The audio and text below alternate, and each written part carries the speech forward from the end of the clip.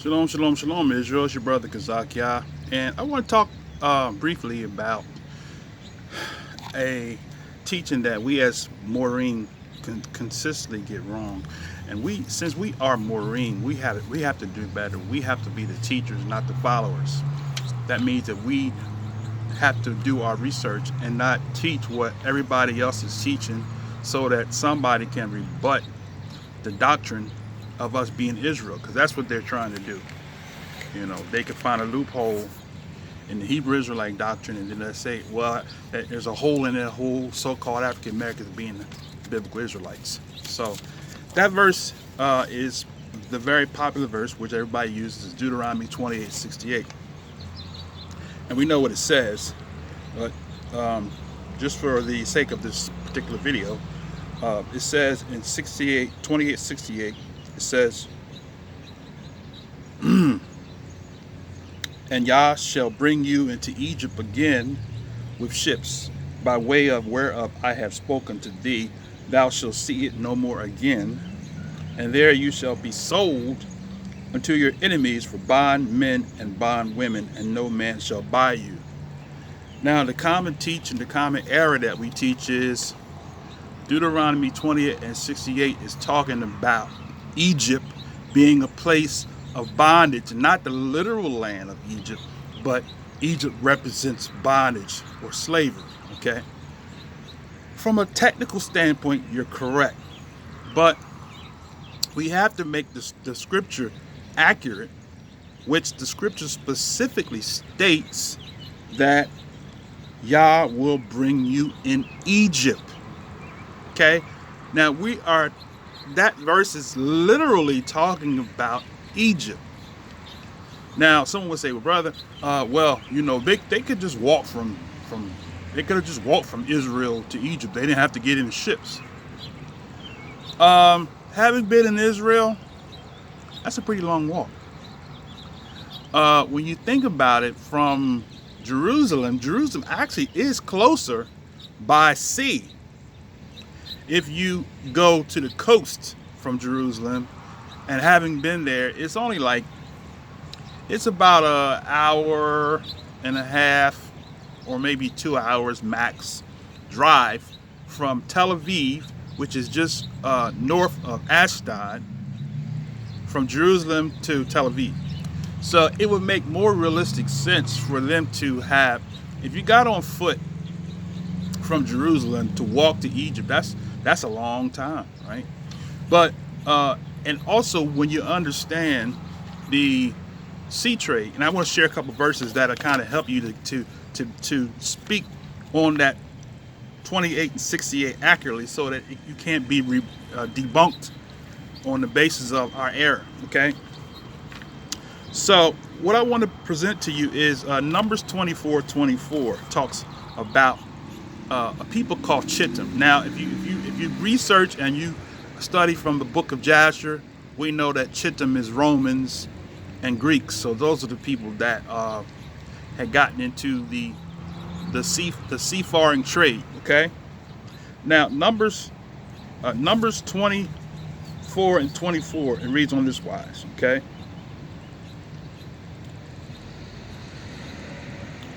It says, let me just back up a little bit. It says, verse 23 says, he took up a parable and said, alas, who shall live when Yah doeth this? Okay, now this is foreshadowing a prophecy that we just read, right? In Deuteronomy 28:68. This is actually another prophetic foreshadowing of what will befall the children of Israel. Now watch what he says. He says, alas, verse 23. Who shall live when Yah does this? And ships shall come from the coast of Chittim. See that? And it says what it says here. Ships shall come from the coast of Chittim, right? And shall afflict Asher, right? And who? Eber. And he shall perish forever. Okay? So what is that saying? The ships shall come from the isles of the Greeks, the Romans, the seafaring people, and shall afflict Asher and Eber. So that connects with Deuteronomy 28 and 68, which says that Israel shall go back into Egypt in ships. Okay? Now, I want to give you another passage that you can look at. This is kind of, we have to kind of, we say, line upon line, precept upon precept, here a little, there a little, so we can gather the understanding of what the Most High what the prophecy specifically states, right? Okay, so now if we go to, let's go to Daniel 11 and 30, okay? So go to Daniel 11 and 30 right quick. All right, Daniel 11 and 30. All right, let's see what that says there. Okay, so it says, let's just go up just a couple verses before. You can read the whole chapter, but this is basically talking about the changing of the world powers. Okay, so let's start right at verse. Let's start at verse 25. It says, Daniel 11:25. He shall stir up the power of. Let me back up a little bit. This is right in the middle of the thought.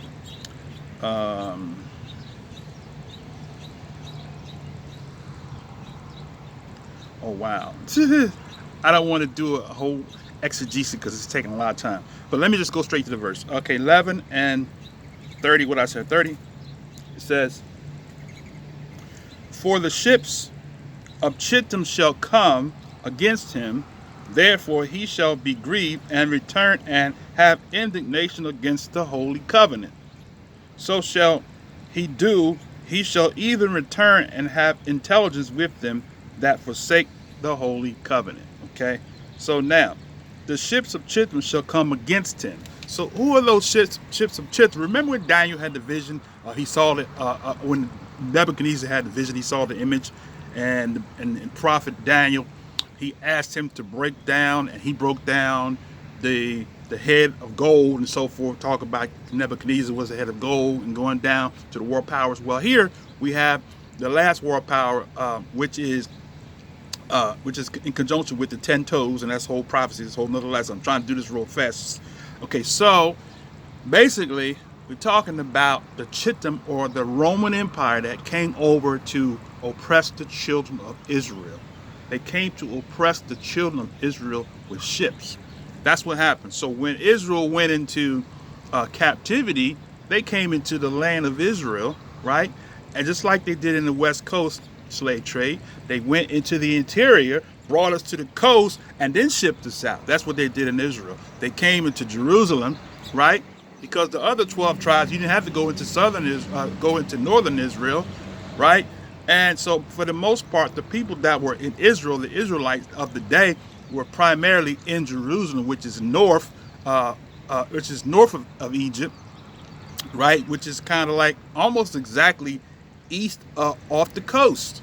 So the quickest route to Egypt from Jerusalem would be from Ashdod by way of ship down to Egypt and then into the interior. So the coastline was where they did the seafaring trade.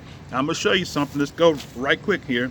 This is just a quick synopsis. I mean, I can do an in-depth lesson on the subject matter, but I want to go straight to the point. So if we go to Ezekiel, let's go to Isaiah 23 and 1, okay? Or Yoshiyahu 23 and 1. We're going to go there right quick. Okay, 23. I'm going to read just a single verse, just to expedite the time. Okay, so he says, the burden of Tyre. Now we got another name here, Tyre. How, you ships of Tarshish? Okay, for it is laid waste, so that there is no house to enter in from the land of Chittim. Right, it is revealed to them. Be ye still, you inhabitants of the isles, thou whom the merchants of Zidon that passed over the sea have replenished. Now, I'm gonna give you this here, and you got to do the research. You got to look in the scriptures. You got to pull it out and to get the whole understanding. The seafarer people became traders with Israel. Okay, that's how they got partnership to be able to come and go in and out of the land to do trade. Okay, what they did was they turned on the people, the inhabitants of the land, And this was all prophetic, right? And what did they do? Okay, I'm going to take you to one more place, and I'm going to close this out. Okay, we go to Ezekiel 27 and 12. Okay, so let's go to your Cascade or Ezekiel 27 and 12. Right. All right, real quick. Ezekiel or your Cascade 27 and 12. All right. So 27 and 12. Okay. It says, Tarshish was thy merchants, by reason of the multitude of all the land of riches, with silver, iron, tin, lead. They traded in their fairs. What I just said, right? Okay. Yavan, right? One of the sons of Japheth. Tubal, another son of Japheth. And Meshach, another son of Japheth. They were thy merchants. See, so now what had happened was the sea trade had started with ships by this time. By time prophecy, the Most High's time was so accurate that by the time that Israel had went to the height of their apostasy, the sea trade had started with the sons of Chittim, or the Romans and Greeks. By this time, it says here, Tarshish was thy merchant. Yavan, Tubal, verse 13. Yavan, Tubal, Meshach, they were thy merchant. They traded the persons of men and vessels of brass in thy market. So who was the persons of men that they traded? Israel. Okay? So Deuteronomy 28:68 accurately is talking about the children of Israel going back to literal land of Egypt by the sea trade, by the sons of Chittim, the Romans and the Greeks, right? And it said then, now if we go back to Deuteronomy 28, now it makes more sense now. So you can't debunk that and say, see, Egypt, you know, they'll use that to kill us, but we got to be accurate with it. So if you go back to Deuteronomy 28, right, as I close out here, 28 and 68, now we read it again and we read it properly. It says, Yah shall bring you into Egypt again. So the prophecy said that the Most High is going to bring Israel into Egypt one more time. We're not talking about America. We're not talking about other places. We're talking about literal land of Egypt. From there, he says, he will bring you into Egypt again with ships. And then he said, by the way whereof I spoke. So that's the part people miss. What did the Most High speak? He spoke through the prophets that the ships shall come from Chittim to afflict Eber and Asher, right? Who's Asher? Asher's the Syrians, right? Okay. And then he said, by way of which Yah spoke unto thee, and thou shalt see it no more again. Now, we was taken out of Egypt to not see it again, to be taken into the ships and to be scattered, because we did come in ships. That part's accurate. But we went to Egypt in ships, and from Egypt we went in ships to other parts of the world, to the four corners, right, of the world. He says, thou shalt see it no more again, and there you shall be sold unto your enemies for bondmen and bondwomen. See that? From there, so from Egypt we went. We can't dismiss the trans-Saharan slave trade, because we went from Babylon to Timbuktu. But how do we get to Timbuktu? Right? Through the sea trade, right? Through also the crossing of the trans-Saharan, right? So we got into those areas of the sons of Japheth, Tarshish, through ways of ship, just like it says in the biblical text, and there's no error there. Now, I'll leave you with this. The Messiah said in Luke 24, I think it is. Luke 24, is it 24 and 24 or 21 and 24? I think it's 21 and 24. Let's see. Hold on a second, right?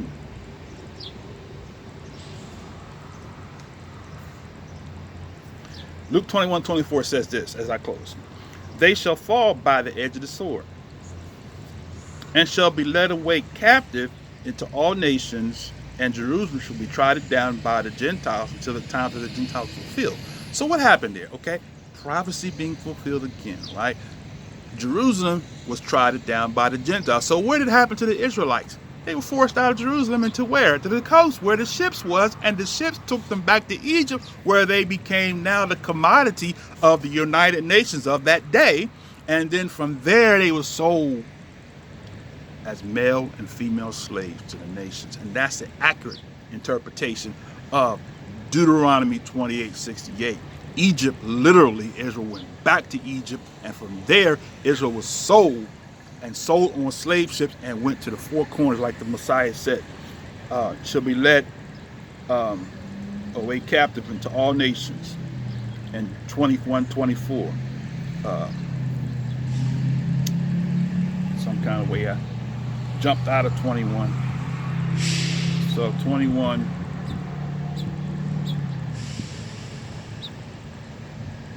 and 24, here it is.